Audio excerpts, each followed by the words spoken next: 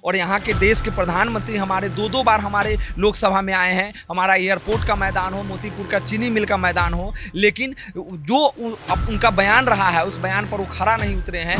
वैशाली की युवा इस बार छलावा का शिकार नहीं होंगे। जो वैशाली की संभावनाएं थी उस संभावना पर काम नहीं हुआ। वैशाली का जो विकास होना था वो विकास नहीं हो पाया।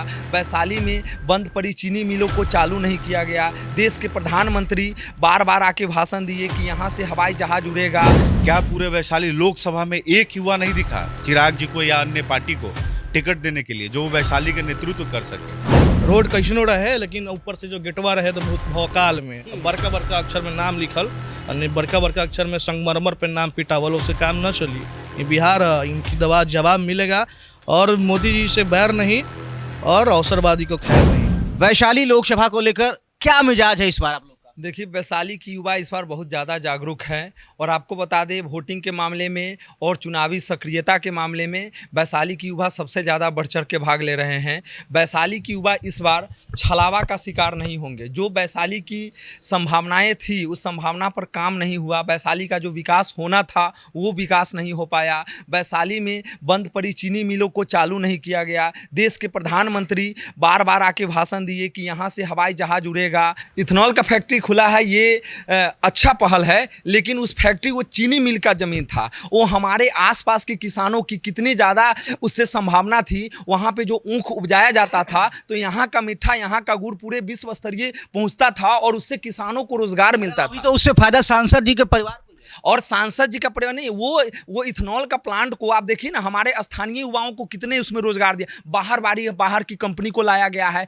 इंपोर्ट भी बाहर का कंपनी कर रहा है, एक्सपोर्ट भी बाहर का कंपनी कर रहा है। यहाँ तक कि मैनेजर तक को भी और लेबर को भी हमारे यहाँ का नहीं लिया जा रहा है। कुछ ऐसे जो हैं जो जिनका उसके आगे पीछे रहते हैं वैसे सफ़ेद पोष नेताओं को, उन्हीं को उसमें संभावना मतलब मिल रहा है, बाकी और लोगों को नहीं दिया जा रहा है। तो कहीं ना कहीं हमारा वैशाली, मुजफ्फरपुर, ये 5 जो हमारा विधानसभा है वहां पर कोई काम नहीं हुआ है। और यहाँ के देश के प्रधानमंत्री हमारे दो बार हमारे लोकसभा में आए हैं। हमारा एयरपोर्ट का मैदान हो, मोतीपुर का चीनी मिल का मैदान हो, लेकिन जो उनका बयान रहा है उस बयान पर वो खरा नहीं उतरे हैं। तो अब उम्मीद हम लोगों का टूट गया है। तो इसलिए हम लोग साफ साफ चाहते हैं कि जो भी हो, चाहे किसी भी दल का नेता हो, किसी गठबंधन का हो, जो वैशाली के मुद्दों के लिए, जो वैशाली की युवाओं का बात करेगा वही वैशाली पे राज करेगा। वैशाली की जो युवा है वो विकास के लिए, स्वास्थ्य का हो या शिक्षा का हो या पर्यटक का हो, इस बार मुद्दे पर हो, मुद्दों पर वोट हो और जाति पार्टी मजहब से ऊपर उठकर जो काम करेगा। और हम आपके चैनल के माध्यम से भी तमाम युवाओं से भी अपील यह करना चाहते हैं कि आप जाति पार्टी मजहब के नाम पर अपने वोट को बर्बाद न करें, लेकिन ऐसा कैंडिडेट को आप अपने बीच में अगर लगता है कि कैंडिडेट कोई ऐसा है जो आपके मुद्दों के लिए, आपके क्षेत्र के लिए सही हो सकता है, आपके मुद्दों पर काम करे, वैसे लोगों को जिताएं और उन नेताओं से अपने क्षेत्र का काम करवाएं। क्योंकि काम करवाना, जितवाना और उनके नेता का चमचागिरी करना, आजकल जो युवा नेतृत्व है वो चमचाई पर ज़्यादा ध्यान देते हैं और चमचाई के कारण है कि क्षेत्र का आप जिसको जिताइएगा उससे सवाल आप नहीं कीजिएगा तो निश्चित तौर पर 5 साल वो बर्बाद हो जाता है। तो हम जब सदन में भेज सकते हैं तो हम सदन से सवाल कर सकते हैं और इस भूमिका में रहना होगा युवाओं को। और सारे कार्यों के साथ साथ लोकतंत्र का यह महापर्व है, ये चुनाव है, वो भी आम चुनाव है, लोकसभा का चुनाव है। तो तमाम युवा सक्रिय हो जाएं और अपने मुद्दों की बात करें अपने नेताओं से। और जो नेता हमारे मुद्दों पर, हमारी जो समस्याएं हैं वैशाली की, जो मूलभूत समस्याएं हैं उस पर जो काम करे, शिक्षा, स्वास्थ्य और पर्यटन की बात करे, उसके साथ हम लोग चले आगे और उसको जिताने का काम करें, ताकि ऐसी जो पूंजीवाद की जो पार्टियां हैं, जो पूंजीवाद को तरजीह देती है, ऐसे लोगों को हम लोग सबक सिखाने का काम करें। यही हमारा कहना है। चिराग पासवान ने क्यों एक बार बीना देवी पर भरोसा जताया? क्योंकि नाराजगी जो है वो क्षेत्र से देखने को मिली है। खुद चिराग पासवान की पार्टी के भी नेता जो है वो बीना देवी के नाम के खिलाफ थे। आपने देखा कि जिस तरीके से टिकट मिलता है बीना देवी को और उसके बाद इस्तीफों की भरमार शुरू हो जाती है, तो चर्चाओं का बाजार गरमाया हुआ था कि टिकट जो है वो बीच दिया। कहा गया है ना, बाबू बड़ा ना भैया, जग में बड़ा रुपया। पैसा चला है, पेटी भर के लेकर के गए हैं और चिराग जी को दिए हैं और चिराग जी ने पैसे के एवज में उनको टिकट दे दिया है। नहीं तो स्थानीय सांसद का 5 साल में 5 काम बताइए जो उन्होंने किया हो।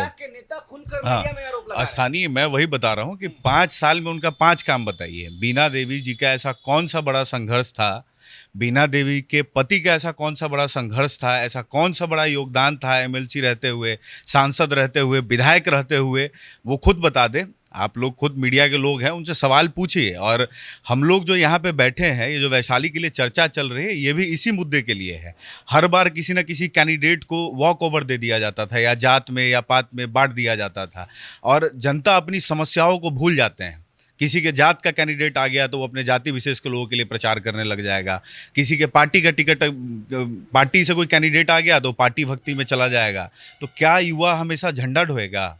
क्या युवा हमेशा दरी बिछाएगा?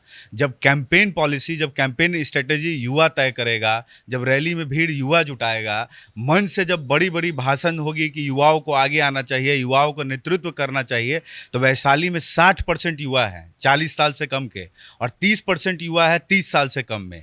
क्या टैलेंट का पैमाना, या राजनीति में जो टैलेंट का पैमाना होता है, क्या पूरे वैशाली लोकसभा में एक युवा नहीं दिखा चिराग जी को या अन्य पार्टी को टिकट देने के लिए, जो वैशाली का नेतृत्व कर सके?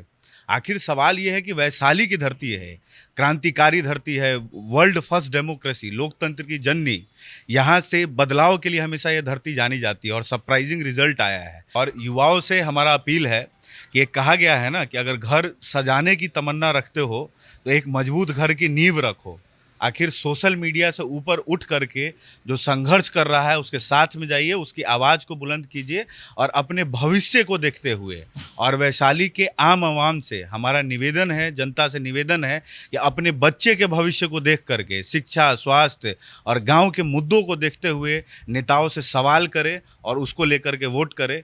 वैशाली जो है लोकतंत्र की जननी है, और यहाँ तक कि वैशाली को ठगा गया है। महज 15 सालों से जो देखते आया जा रहा है, सो वैशाली को ठगा जा रहा है। और जो भी आश्वासन मिलता है, लेकिन उस आश्वासन पे खरा नहीं उतरता कोई भी नेता हो।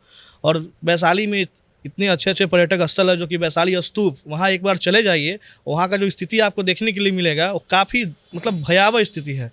वहाँ पे ना कोई सरकार का नज़र है, ना कुछ है ऐसा कोई। लेकिन हमेशा एक वैशाली संसदीय क्षेत्र में सिर्फ गेट बनाने से तो उसका विकास नहीं ना होगा। बड़ा बड़ा भव्य भव्य आप गेट बना दीजिएगा, उससे विकास तो होगा नहीं। उसके लिए काम करना पड़ेगा, रोजगार की व्यवस्था करनी पड़ेगी, युवाओं के लिए आपको कुछ करना पड़ेगा। और तो तोरण द्वार की बात कर रहे हैं, ऊपर से टिप टाप, नीचे से मकान। बस रोड कैसनो रहे, लेकिन ऊपर से जो गेटवा रहे तो बहुत भौकाल में बड़का बड़का अक्षर में नाम लिखल, और बड़का बड़का अक्षर में संगमरमर पे नाम पिटावल, उससे काम न चली। ये बिहार है, इनकी जवाब मिलेगा। और मोदी जी से बैर नहीं और अवसरवादी को खैर नहीं।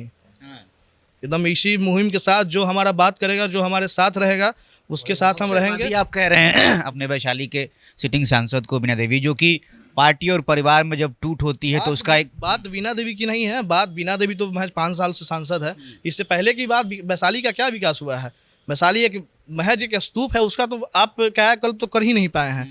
और एक रोजगार की व्यवस्था नहीं है, ना एक अच्छा हॉस्पिटल है वैशाली में। आप सांसद आखिर में एयरपोर्ट की बार हमेशा मोदी जी आते हैं, ठीक है, लेकिन मोदी जी तो भाषण देके चले गए, लेकिन इसको आखिर मुद्दा कौन उठाएगा? जो हमारा प्रतिनिधि होगा वही ना मुद्दा उठाएगा। कभी देखे हैं कि बीना देवी जो है संसद में बोल रही है और वैशाली की समस्या को वहाँ पर जो है रखा जा रहा है? कभी सुना है आपने? हमने तो अभी तक देखा नहीं है। यहाँ तक बस बीना देवी चाहे कोई भी यहाँ के जो उम्मीदवार हैं सांसद के, बस वो चुनाव के वक्त दिखते हैं, और चुनाव जीत के कहाँ जाते हैं वो किसी को पता नहीं चलता है। आम लोगों से तो उनका मुलाकात होता नहीं है। हमने अभी तक देखा है, अपने उम्र में तजुर्बा देखा है, अपने पिछले चुनाव और इस चुनाव में बस वैशाली को लूटा गया है। क्षणिक सुख के लिए लोग अपना वोट दे देते हैं किसी भी अनजान व्यक्ति को, चाहे जो भी पार्टी पॉलिटिक्स देते हैं, जात पॉलिटिक्स देते हैं, लेकिन वैशाली के अभी तक विकास नहीं हुआ। और हम युवा हैं। आप युवा हैं, क्या मुद्दे हैं जो कि युवा आबादी सबसे ज़्यादा है? युवा देखिए, हम जैसे युवा को मुद्दा बस विकास होना चाहिए, शिक्षा में विकास होना चाहिए, स्वास्थ्य में विकास होना चाहिए। अभी बेसिक पहले था कि लोगों को जीने के लिए रोटी कपड़ा और मकान चाहिए था, लेकिन अब जीने के लिए रोटी कपड़ा मकान और शिक्षा और स्वास्थ्य सब चाहिए। वैशाली में कोई एक उचित मेडिकल है ही नहीं। अब मेडिकल कॉलेज की तो बात छोड़ दी है, बड़ा सा एक हॉस्पिटल भी नहीं है जहाँ सुविधा तक नहीं है, सरकारी स्तर पे नहीं है। जो भी निजी संस्था चल रही है उसमें हमारे सरकारी डॉक्टर नहीं आते हैं, लेकिन निजी संस्था पे ज़्यादा ध्यान दिया जाता है। लेकिन जो सरकारी संस्था है, पीएचसी हैं हमारे वैशाली में, कितने पीएचसी सही तरीके से सुचारू रूप से हैं, इसके बारे में कोई पूछने तक नहीं जाता है। तो इन सब मुद्दों पे हमारी बात, हम पे बस हमारा एक यही उद्देश्य है, जो हमारी बात करेगा वही वैशाली पे राज करेगा, जो विकास कोई राजपूत अगर यहाँ का सांसद अगर बन गया है ना, कोई राजपूत अगर इतने दिनों से सांसद थे, तो किसी राजपूत का मकान 1 तल्ला से 2 तल्ला उसके बदौलत नहीं हो गया है। और कोई भूमिहार बन जाएगा और हमारा मकान 1 तल्ला है तो कोई 2 तल्ला नहीं हो जाएगा। थोड़ा क्या है कि थोड़ा पेशेंस रहने दीजिए, क्योंकि 14 को हमारा कार्यक्रम है, वहाँ हम लोग तय करेंगे। और सांसद अभी वीणा देवी है, तो जाहिर सी बात है कि स्थानीय सांसद का विरोध होगा। और जहाँ तक बात मुन्ना शुक्ला जी की है, तो उनको चुनाव लड़ना था, 5 साल क्षेत्र में रहना चाहिए था, लेकिन किसी को हराने के लिए एक परसेप्शन क्रिएट होता है और एक धरा साथ में आता है। तो ये हम लोग डिसाइड करेंगे कि हम लोग किसके साथ जाएंगे, या जो भी रणनीति होगा उस रणनीति को हम लोग डिस्क्लोज करेंगे। आगामी 14 तारीख को हम लोग इस चीज़ को डिस्क्लोज करेंगे चौपाल में।